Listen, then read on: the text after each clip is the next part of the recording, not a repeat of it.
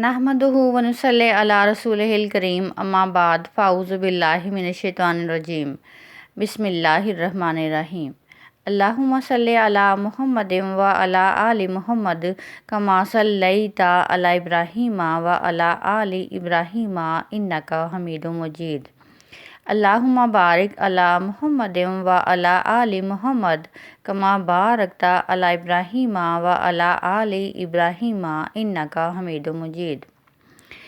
پارہ نمبر 23 کا تعارف حاصل کریں گے۔ سورۃ یاسین کا ترجمہ حروف مقطعات میں سے ہے، لیکن مفسرین نے لکھا ہے کہ رب فرماتا ہے، اے میرے سید، جس کا ترجمہ یہ ہے، مجھے قرآن مجید کی قسم ہو، بے شک آپ رسولوں میں سے ہیں۔ آگے اللہ تعالیٰ نے متعدد آیات میں یاسین سورت میں غافل لوگوں کو اللہ تعالیٰ کے عذاب سے ڈرایا ہے اور ان پر حق کی حجت کو قائم کیا ہے، لیکن کچھ سرکش لوگ ایسے ہوتے ہیں جن پر دعوت حق کا اثر نہیں ہوتا۔ دعوت حق انہی پر اثر انداز ہوتا ہے جو نصیحت کو قبول کرنا چاہتے ہیں۔ آیت نمبر 38 سے اللہ تعالیٰ کی قدرت اور جلالت کا بیان کیا گیا ہے کہ سورج، چاند، ستارے سب قادر مطلق کے نظم کے تابع ہیں اور یہ ممکن نہیں کہ اس میں سے کوئی فساد یا ٹکراؤ ہو جائے۔ پھر آیت 48 میں کفار سے کہا گیا ہے کہ کفار کی طرف سے یہ کہا گیا ہے کہ وہ وعدہ کب آئے گا اگر تم سچے ہو۔ اس کے بعد وقوع قیامت کا ذکر فرمایا گیا ہے اور وعدوں کو مختلف پیراؤں میں بیان فرمایا ہے۔ آیت نمبر 54 سے سورۃ یاسین میں اللہ تعالیٰ نے ارشاد فرمایا کہ بغیر کسی ظلم سے اعمال کا بدلہ لینے اور جنتی لوگوں کے لیے نعمتوں کا ذکر کیا ہے۔ مجرموں کو اللہ تعالیٰ الگ کر دیں گے۔ جہنم کے عذاب کا بھی انہی آیات میں تذکرہ فرمایا گیا ہے۔ آیت نمبر 65 میں بتایا، جس کا ترجمہ یہ ہے، قیامت کے دن مجرموں کے منہوں پر مہریں لگا دی جائیں گی اور ان کے ہاتھ، پیر اور دیگر اعضاء سلطانی گواہ بن کر اللہ تعالیٰ کی عدالت میں ان کے خلاف گواہی دیں گے اور کہیں گے کہ ہم سے کیا جرائم کرائے گئے تھے۔ آیت نمبر 68 میں جسمانی حالت کو اللہ تعالیٰ ابتدائی حالت کی طرف الٹ دیں گے۔ آیت نمبر 78 سے منکرین قیامت کے اس عقلی سوال کا جواب دیا گیا ہے کہ جب انسان مر جائے گا اور ہڈیاں تک بوسیدہ ہو جائیں گی تو دوبارہ کیوں کر زندہ ہوگا، اور پھر جواب دیا کہ دوبارہ بھی وہی خالق زندہ کرے گا جس نے پہلے کسی نام و نشان کے بغیر پیدا کیا تھا۔ جزاک اللہ۔ سورۃ یاسین سے آگے سورۃ صافات شروع ہوتی ہے۔ جس سورت میں شروع میں فرشتوں کے مختلف جماعتوں کی قسم کھا کر اللہ تعالیٰ نے اپنی وحدانیت کا ذکر فرمایا ہے۔ سورۃ صافات کے شروع میں اللہ تعالیٰ نے فرشتوں کی مختلف جماعتوں کی قسم کھا کر اپنی وحدانیت کا ذکر فرمایا ہے۔ آیت نمبر 40 سے 49 تک ارشاد فرمایا کہ اللہ تعالیٰ کے برگزیدہ بندوں کو آخرت میں کچھ نعمتیں دی جائیں گی جن کا ذکر کیا گیا ہے اور انہیں عمدہ میوے ملیں گے۔ وہ جنت میں آرام سے ایک دوسرے کے مقابل مسندوں پر بیٹھے ہوئے ہوں گے۔ سفید اور لذیذ شراب طہور کے جام گردش میں ہوں گے جس سے نہ درد سر ہوگا نہ ہوش اڑیں گے۔ پیکر شرم و حیا حوریں ہوں گی۔ وہ بلند مقام سے جہنمیوں کا مشاہدہ کر رہے ہوں گے۔ جہنمی بھی ان کی طرف بڑی حسرت کے ساتھ دیکھ رہے ہوں گے۔ اس کے بعد ابراہیم علیہ السلام کا ذکر ہے۔ سورۃ صافات میں پھر وہی ذکر جب آپ نے بتوں کو توڑا، لیکن اس میں ایک چیز کا اضافہ ہوا ہے۔ اس میں پھر ابراہیم علیہ السلام کے واقعہ کا ذکر ہے کہ آپ نے پھر بتوں کو توڑا، لیکن اس میں ایک چیز کا اضافہ ہے کہ جب ابراہیم علیہ السلام کو آگ میں ڈالنے کی دشمنوں کی تمام تدبیریں ناکام ہو گئیں تو اللہ تعالیٰ نے ابراہیم علیہ السلام کو اسماعیل علیہ السلام دیے اور ان کو بیٹا عطا فرمایا۔ جب ابراہیم علیہ السلام کی اپنے بیٹے سے دل لگی ہوئی تو حکم دیا کہ اسے وادی زیزر میں چھوڑ کر آؤ، جہاں آج بیت اللہ شریف ہے۔ حضرت اسماعیل علیہ السلام اور والدہ کو چھوڑ آئے، 2 کلو کھجوریں اور ایک مشکیزہ پانی کا ہمراہ دیا اور کہا کہ اے اللہ، میں انہیں تیرے حوالے کر کے جاتا ہوں۔ 9 یا 13 سال مفسرین نے مختلف روایات لکھی ہیں۔ جب گئے تو جاتے ہی فرمانے لگے اسماعیل علیہ السلام سے، بیٹا، میں نے خواب دیکھی ہے، میں تجھے ذبح کر رہا ہوں، اپنا ارادہ بتا۔ اسماعیل علیہ السلام نے کہا کہ مجھے فقط ذبح نہ کریں بلکہ جو رب کہتا ہے وہ سب آپ میرے ساتھ کیجیے۔ گویا اسماعیل علیہ السلام کہہ رہے تھے کہ اگر اللہ کہتا ہے کہ مجھے ذبح کرنا ہے تو ضرور کریں، مجھے آپ انشاءاللہ صبر کرنے والوں میں سے ہی پائیں گے۔ پھر اللہ تعالیٰ نے فرمایا، اے ابراہیم علیہ السلام، تو نے خواب سچا کر کے دکھایا ہے۔ اللہ تعالیٰ نے بدلہ میں ایک مینڈھا کو ذبح کرنے کا فدیہ دیا۔ پھر اس کے بعد ایک بار پھر اللہ تعالیٰ نے اپنے انبیاء کا، حضرت موسیٰ علیہ السلام کا، ہارون علیہ السلام کا، الیاس علیہ السلام کا، لوط علیہ السلام کا اور یونس علیہ السلام کا ذکر فرمایا ہے۔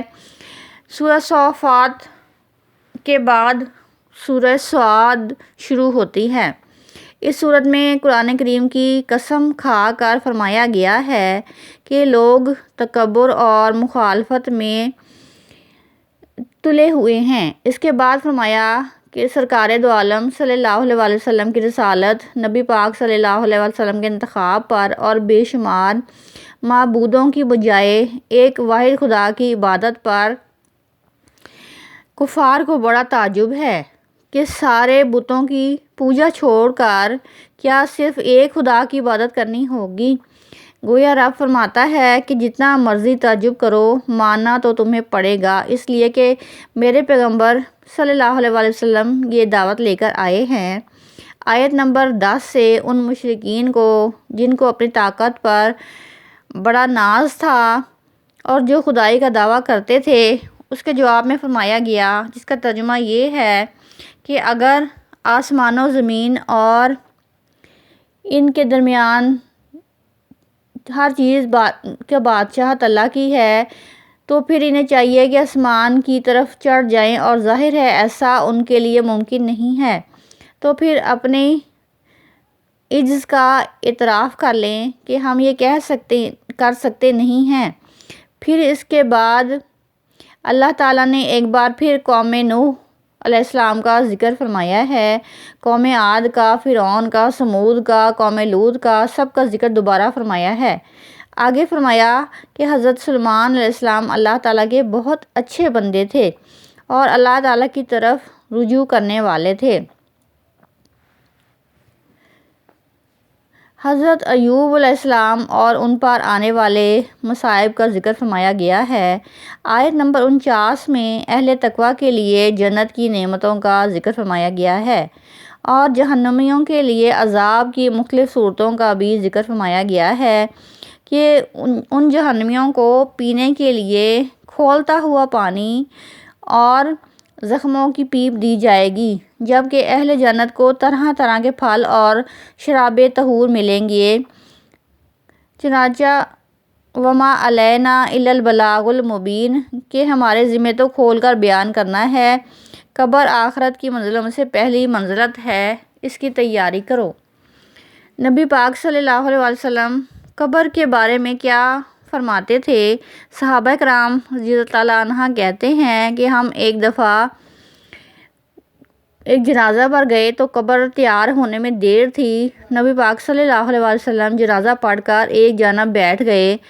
دیر تک نبی پاک صلی اللہ علیہ وسلم نے گردن مبارک جھکائی رکھی۔ دیر بعد گردن اٹھائی تو آنکھوں میں آنسو تھے۔ آپ صلی اللہ علیہ وسلم نے رو کر فرمایا، بھائیو، دوستو، قبر کی تیاری کر لو، یہ معاملہ بڑا کٹھن ہے۔ آیت نمبر 71 سے آگے کم و بیش ساری صورت میں ہی حضرت آدم علیہ السلام کا ذکر فرمایا ہے۔ غالباً 7 جگہ پر حضرت آدم علیہ السلام کا ذکر آیا ہے۔ اس کے بعد سورہ الزمر شروع ہوتی ہے۔ اس سورت کے آغاز میں اللہ تعالیٰ نے حکم دیا کہ دین کو اللہ تعالیٰ کے لیے خالص کرو، مخلص ہو کر اللہ تعالیٰ کی عبادت کرو۔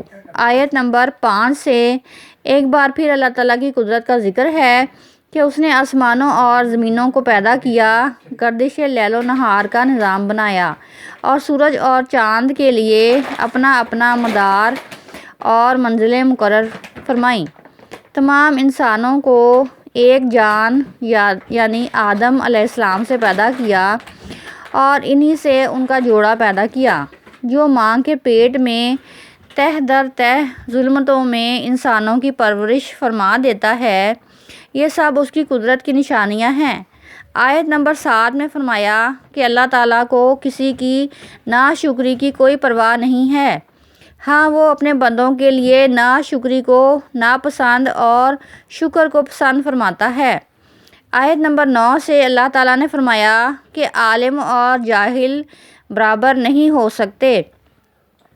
نبی پاک صلی اللہ علیہ وسلم نے عالموں کے لیے ارشاد فرمایا ہے کہ عالم میرا جانشین ہے۔ علماء انبیاء کے وارث ہیں۔ صاحب روح الامین انبیاء نے ایک حدیث لکھی ہے جس میں کہ نبی پاک صلی اللہ علیہ وسلم نے ارشاد فرمایا، جس نے عالم سے ہاتھ ملایا سمجھے میرے ساتھ ملایا ہے، جس نے عالم کا چہرہ دیکھا سمجھے میرا ہی دیدار کیا ہے۔ اللہ تعالیٰ نے آیت نمبر 10 میں مومنین کو تقوی اور پرہیزگاری پر کاربند رہنے اور رکاوٹ کی صورت میں اللہ تعالیٰ کی زمین کے وسیع ہونے اور مصائب اور آلام پر صبر کرنے کے لیے بے حساب اجر و ثواب کا ذکر فرمایا ہے۔ فرمایا کہ اگر تقوی کی راہ میں تمہارا ملک رکاوٹ بنے